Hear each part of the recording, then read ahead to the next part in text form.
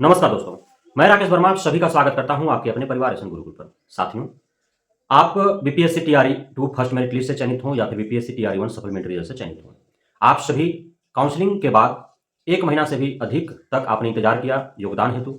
आप में से लगभग नवनियुक्त चयनित और सफल योग्य जो अभ्यर्थी हैं, उनका विद्यालय आवंटित हो गया है। कुछ जिलों को शेष रह गया है, जो कुछ दिनों में ही आपको देखने को मिलेंगे।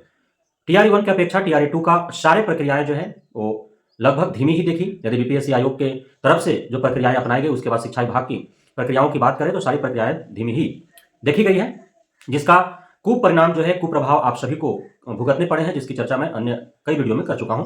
इस वीडियो में मैं आप सभी नवनियुक्त जितने भी सफल व चयनित अभ्यर्थी हैं, उन सभी का वेतन प्राप्त करने के लिए क्या करने होंगे, किन प्रोसेस से गुजरना होगा, उसके बारे में चर्चा करेंगे।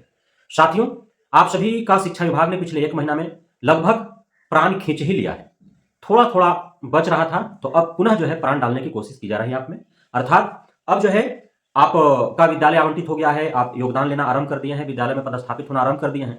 तो जिस दिन आप योगदान लिए हैं उस दिन से आपका वेतन आरंभ हो जाएंगे, और पूरा फरवरी माह का जो वेतन है वो आपको मार्च के प्रथम वीक में आपको मिलेंगे। लेकिन तभी मिलेंगे जब मैं जो इस वीडियो में चर्चा करने वाला हूं, जो बताने वाला हूं, उन प्रोसेस से आप गुजरेंगे तब, अन्यथा नहीं मिलेंगे।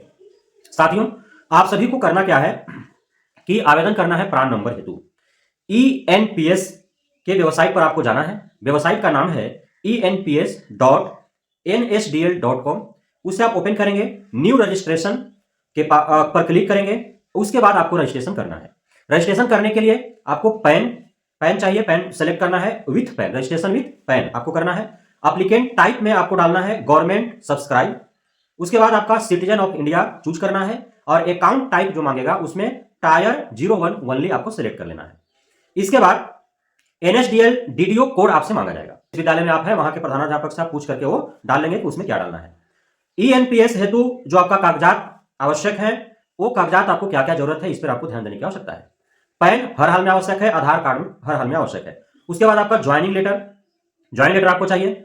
ज्वाइनिंग लेटर जो है वो एक है औबंधिक नियुक्ति पत्र, प्रोविजनल अपॉइंटमेंट लेटर। एक है ज्वाइनिंग लेटर जो आपका अभी विद्यालय आवंटित होने के बाद जो आपको लेटर मिला, वो आपको चाहिए। कैंसल चेक आपका जो अकाउंट खुला तो उसका चेक आपको मिला होगा, तो कैंसल चेक आपको चाहिए। कैंसल चेक जिनके पास नहीं होगा तो बैंक पासबुक से भी उनका हो जाएगा। आइडेंटिटी कार्ड जो है वो आप हेडमास्टर से या डीओ से प्राप्त कर लेंगे। जो आइडेंटिटी कार्ड है वो आप हेडमास्टर से प्राप्त कर लेंगे।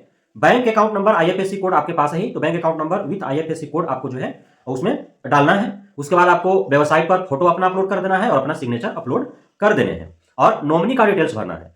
नॉमिनी डिटेल्स में आप अपने फादर, मदर, ब्रदर, सिस्टर, और यदि आप शादीशुदा है, मैरिड है, तो फिर आप अपने बच्चों का या फिर अपने हस्बैंड का डाल सकते हैं, या फिर जो है जेंट्स जो है वो अपने वाइफ का या बच्चों का डाल सकते हैं। ये नॉमिनी डिटेल्स आपको भरने हैं। नॉमिनी डिटेल्स में भी सारे चीज आपको भरने होंगे, उनका नाम, उनका उम्र, उनका डेट ऑफ बर्थ, और उनका आइडेंटिटी प्रूफ भी, आधार कार्ड वगैरह देने पड़ते हैं, तो आपको लगेंगे, जिनका भी नॉमिनी में आप नाम डालेंगे। अब ये आपको ऑनलाइन करना है। ऑनलाइन करने का प्रोसेस है इतना सारा जो मैंने आप तक बताया। ऑनलाइन करने के बाद आपको उसका प्रिंट आउट कर लेना है।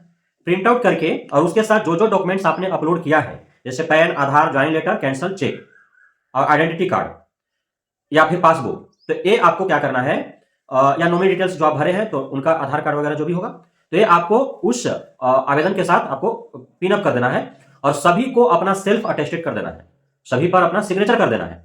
उसके बाद आपको हेडमास्टर को दे देना है। आप जिस भी विद्यालय में हैं वहां प्रधानाध्यापक को आप दे देंगे। प्रधानाध्यापक क्या करेंगे, आप सभी को ज्ञात है कि कई विद्यालयों को मिलाकर के एक विद्यालय में जो है एक सेंटर बनाया गया है, जहां भीसी होता है और अन्य जो है विभागीय कार्रवाई वहां के माध्यम से की जाती है।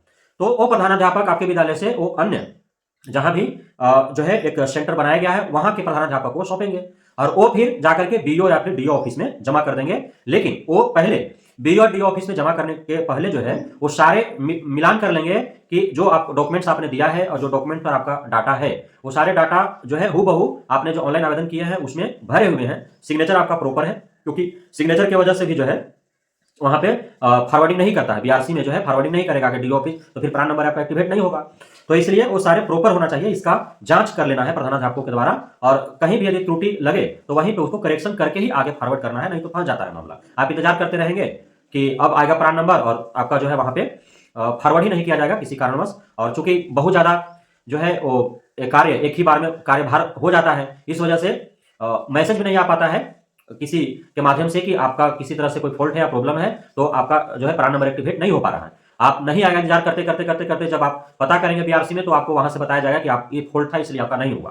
तो फिर आप जो है दोबारा से वही प्रोसेस आपको करना पड़ेगा जो ऑलरेडी प्रोसेस आपने कर रखा है। इसलिए ध्यानपूर्वक ये कार्य आपको करने हैं। तो ये जो है प्रान नंबर जनरेट को लेकर के महत्वपूर्ण जो है ये आपका प्रक्रिया है, जिसे आपको समझना बेहद आवश्यक था। हम उम्मीद करते हैं कि अब तक जिनका प्रान नंबर एक्टिवेट नहीं हुए हैं या जनरेट नहीं हुए हैं, या जो अब तक अप्लाई नहीं किए हैं, वो अब अप्लाई कर लेंगे और यथाशीघ्र जो है ये कार्य करके आप जहां भी पदस्थापित हुए हैं उन प्रधानाध्यापकों के माध्यम से आप जो है आगे की कार्रवाई करवाने में आप तत्परता दिखाएंगे, ताकि यथाशीघ्र आपका जो है प्रान नंबर एक्टिवेट जनरेट हो सके और आपको जो है जब से आप योगदान लिए हैं तब से पूरे फरवरी माह का वेतन अगले माह से आपका प्रारंभ हो जाए। क्योंकि अब तक आपने बहुत कष्ट झेला है, न जाने किन किन कठिनाइयों और परेशानियों से अब तक आप जूझे हैं, और उन कठिनाइयों परेशानियों का सामना करते हुए 1-1.5 महीना आपने काटा है अपने खर्च पे। और जो है कई आप में से बहुत सारे ऐसे अभ्यर्थी हैं, हमारे साथीगण हैं, नवनियुक्त शिक्षक हैं, जो इतने दिनों से काफी शोषित और प्रताड़ित थे। कई माध्यमों से उनको कर्ज वगैरह लेना पड़ा, साहूकार महाजन सुदखोर से उनको ब्याज पर पैसे लेना पड़े, हित रिश्तेदार दोस्त यार से पैसे उधार मांगने पड़े, किसी को जो है जमीन रेहन गिरवी रखना पड़ा, किसी को जेवर जेवरात गिरवी रखने पड़े। जो भी फसल उत्पादन हुआ धन खेती से वो सारे बिक गए, सारे जो है उनके पॉकेट मनी में ही चला गया। तो बहुत सारी कठिनाइयों का सामना करना पड़ा है, जिसके लेकर के मैंने बार बार मुद्दा उठाया है और कई वीडियो के माध्यम से चर्चा भी की है। तो पुनः उससे मैं दोहराना नहीं चाहूंगा। बहुत बहुत धन्यवाद आप सभी साथियों का हमारे साथ जुड़ने के लिए, बढ़ाने के लिए, हमें इतना प्यार देने के लिए, हम पे भरोसा बनाने के लिए। जय हिंद।